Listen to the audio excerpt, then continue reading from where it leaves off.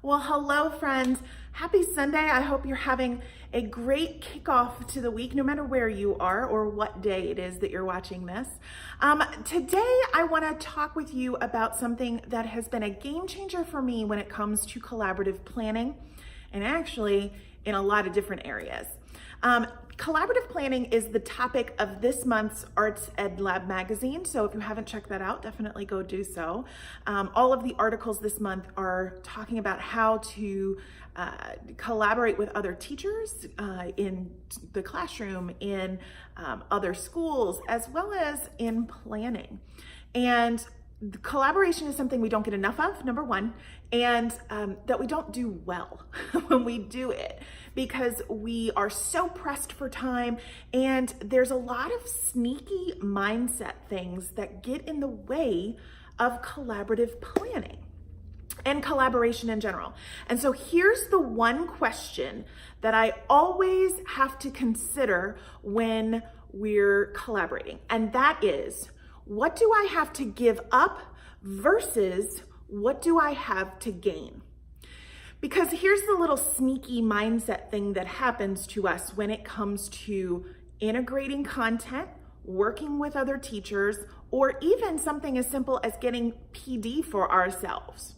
It's the idea of, what do I have to give up? So do I have to give up time? Do I have to give up my content standards? Is this going to eat into the things that I already have to do? Those are all things you have to give up. What do I have to give up in terms of money in order to pay for this, in terms of materials or PD or whatever, right?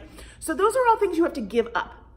When we think about collaborating or working with others or even integrating in general, those are the things that pop up for us first, right? Because our brains are wired to consider all of the pain points before we consider anything positive, right? That's a survival mechanism thing. It's built in.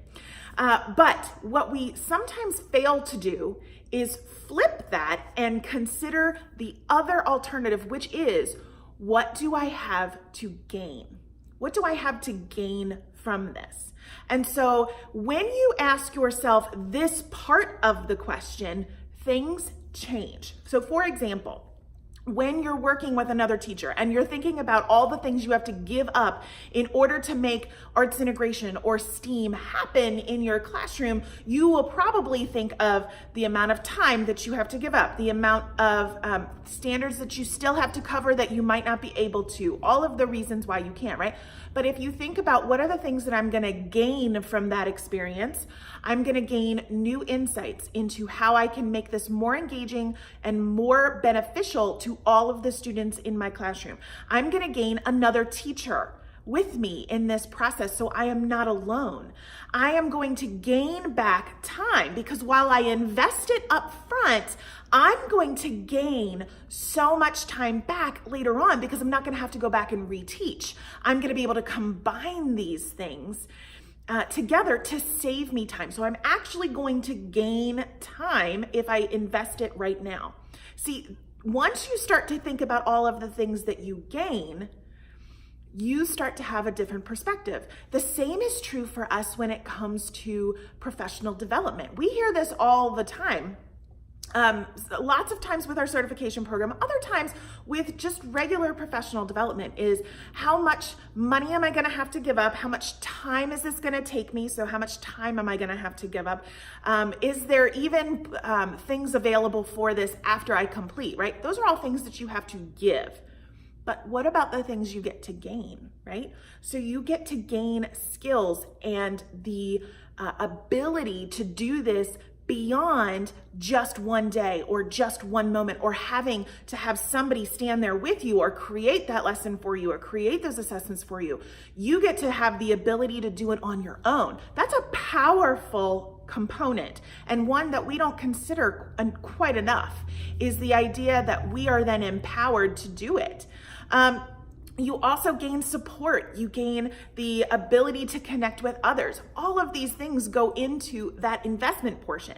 Now, for me, I am just as guilty of this as everybody else. I think about that all the time in everything that we do. What are the things that are, how much is this going to cost? How much time do we have? What are all of the obstacles that I have to consider? And I think it's prudent to do that. We have to do that in order to make wise and relevant decisions for our classrooms, for our lives, right?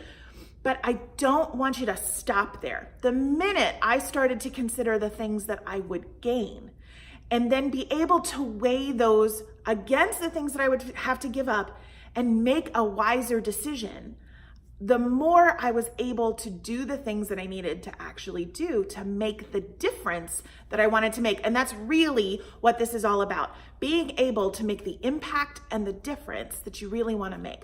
So when you are faced with a hard choice or a decision on collaboration this month or in any facet of your career, I want you to consider both sides of this question. What do I have to give up? And what do I have to gain? I hope this is helpful for you this week, and I will catch you next week on our next newsletter. Bye for now.